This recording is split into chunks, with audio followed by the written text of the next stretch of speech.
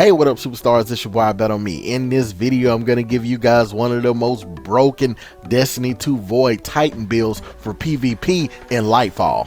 And I've been using this build in PvE, so I said let me take it into PvP and see how it fares. And guys, this thing is broken even in PvP. And with all the new Void mods added into this season, Void subclasses are really the cream of the crop. So I'm going to show you guys how to almost have unlimited health from your subclass, but also at the same time make your weapon damage so powerful. So make sure you stick around to the end of this video so I can show you guys exactly how this build works and also all the stats that I'm going to be using with this build. And lastly, I want to tell you guys, hey, welcome to the channel. I appreciate the support. Now this build is going to be centered around the amazing trace rifle Wavesplitter. Now with the intrinsic trait, it has what's called harmonic laser.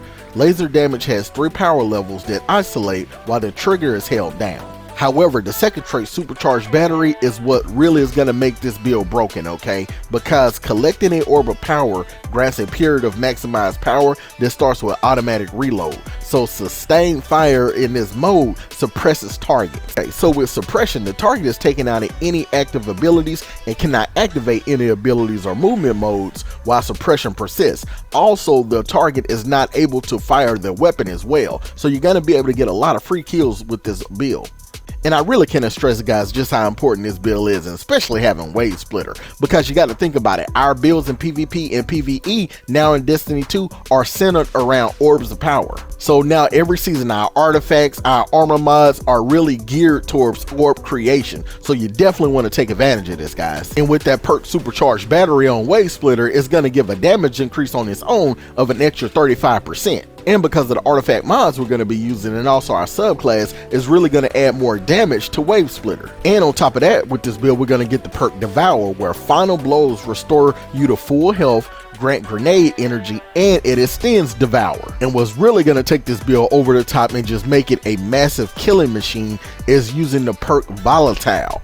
Basically, where the target is afflicted with unstable void energy, they will explode upon taking additional damage. Now, volatile rounds from your void weapon pierces the shield of barrier champions and stun them as well. That brings us to the first part of our build. You need to go to the seasonal artifact and grab these 3 mods. The first mod you want to get is Volatile Flow, because picking up an orb of power grants your void weapons volatile rounds, and those volatile rounds last for 10 seconds. Now, as you're going to see from this clip, me and my teammate is going to get hit with volatile, and just look how we explode. Man, this thing is a killing machine. Also, make sure you pick up authorized mods Void, because the armor energy costs of all armor mods affecting your void weapons are significantly discounted. Next, authorized mods Grenades, because the armor energy costs of all armor mods affecting your grenades are significantly discounted, because we're gonna really need this, guys. Now, if you're wondering how to get the Wavesplitter, it is by random drop through PvP,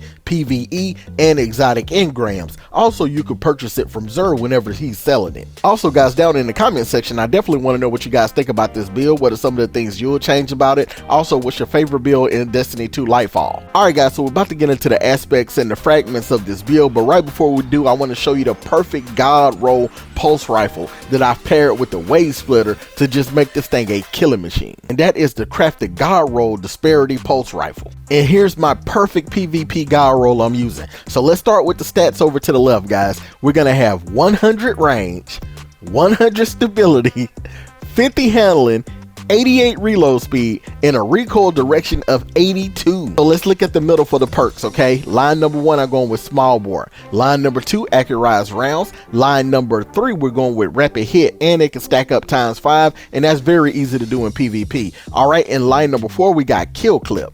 And for the origin trait, we're going to use ambush, because it improves range, handling, damage against combatants during the opening moments of an engagement. So it's going to add +20 to your range and also +20 to your handling. So let's look over here to the effects, guys, all the way to the right. We got small bore, accurized rounds, kill clip, ambush, stability masterwork, and a counterbalance stock mod. Now with this particular role, when it comes to the damage in PvP, you're gonna do 32.10 to the crit, which is the head, and then you're gonna do 19.38 to the body. So that's gonna be up by 25% using these perks. Also, your damage fall off is gonna start right at 41.96 meters with this build. Now with the time to kill, you're going to have an optimal TTK of 0.60 seconds and a body shot time to kill at 1.13 seconds. This build is going to help you guys drop so many high KDs. You're going to be hard to kill, and with all this extra damage going on from these perks, you're going to be just shredding people left and right. So you could use the pulse rifle disparity for mid-range on out, and you could use the Wavesplitter for more close-up engagements. Now this weapon was a Season of the Seraph weapon that you could get crafted. I don't believe you could get it crafted this season. However, I do believe I got a regular version to drop this season from either Banshee 44 or from a legendary engram, but don't quote me on it. I said I think, I believe. So just kind of look up some YouTube videos to try to see how to get it. However, if you don't have this weapon, you could just pair another pulse rifle with Wavesplitter, but I'm telling you, if you got the disparity, man, you cannot go wrong with this build. So the first aspect we're going with is Bastion. See, when you cast your super, you grant an overshield to nearby allies.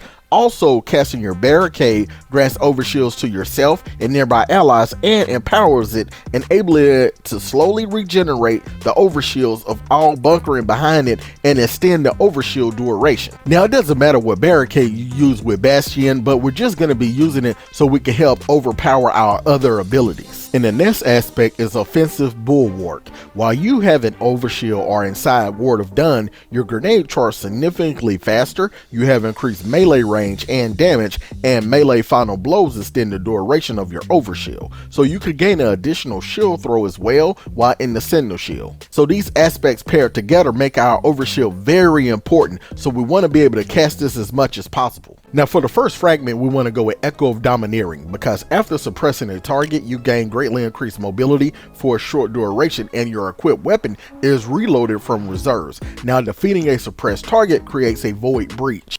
So with the suppression of an enemy, it grants you 30 mobility and 4% forward movement speed. Now for 10 seconds, and it refreshes your readied weapon. Now the buff duration serves as a cooldown. And on top of that, it's going to add plus 10 to your discipline so you could get your grenades faster. So with Wavesplitter, we're going to be suppressing guardians all the time, so we're going to be triggering void breach constantly. And then we're constantly going to be auto-loading Wavesplitter at the exact same time. And the second fragment is going to be Echo of Starvation, because picking up a void breach or an orb of power grants Devour. Now remember, with Devour, final blows restore you to full health, grant grenade energy, and it extends Devour. So paired with Wavesplitter, this is constantly going to give us health regeneration, and is also going to help us regen our class abilities. And the third fragment is going to be Echo of Undermining, because your void grenades weaken targets. So with weaken, whenever a subclass fragment or ability item states that it is weaken targets, it's usually a 15% debuff. However, in PvP, the effect of the weaken is half, causing guardians to take 7.5% more damage. So man, that's very important for us to perk this. Also with Echo of Undermining, when we pair that with a void mod that I'm gonna show you guys, and also our Ward of Done, is gonna increase the damage of Wavesplitter. So like I said, for the super, we want to go with Ward of Done, and for our void melee, we want to go with Shield Throw, because you're armored with a protective barrier of void light, and it reduces damage taken when you hit a combatant. And that's going to help us take advantage of both of our aspects while we're on the move. And this build is already broken, guys. You're going to be able to get your health back pretty fast. You're going to be able to do so much extra damage, take advantage of the extra damage of Wavesplitter, but it's going to get better. Let me show you next what we're going to add. So we're going to add Heart of the Inmost Light Exotic Chest Armor. Now using the ability Grenade, Melee, or Barricade empowers the other abilities. Now empowerment means abilities have faster regen, melees and grenades do more damage,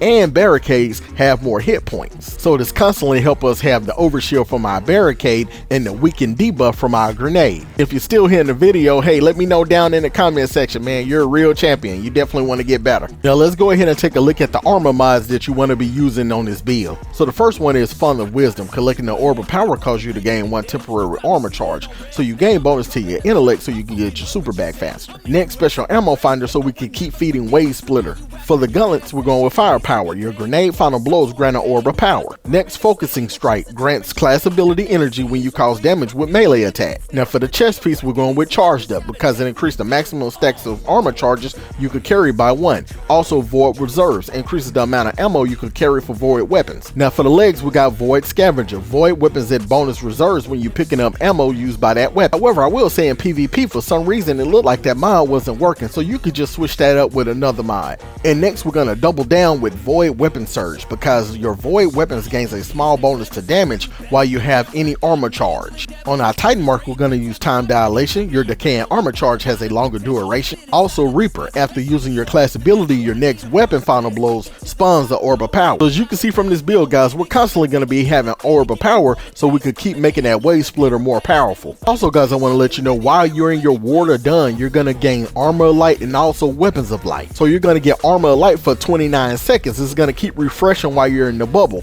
So while inside of Ward of Done, you and your allies gain significant damage resistance. Like I mentioned, you're also gonna get weapons of light, which is gonna grant you and your allies an extra 25% damage on your weapon for 15 seconds. And the only thing you have to do is go back into Ward of Done to rebuff it. Now here is the full build. Now I haven't played on my Titan in the last few seasons, so I need to get some upgraded armor. So I would go for 100 resilience, so to make it harder for you to be killed, and then I will go for 100 discipline, so that way you can regen your grenade faster. Also, if you're interested in more Destiny 2 PvP and PvE builds for Warlock, Titans, and Hunter, I would suggest you watch this playlist next. Also, don't forget to like and sub. Peace.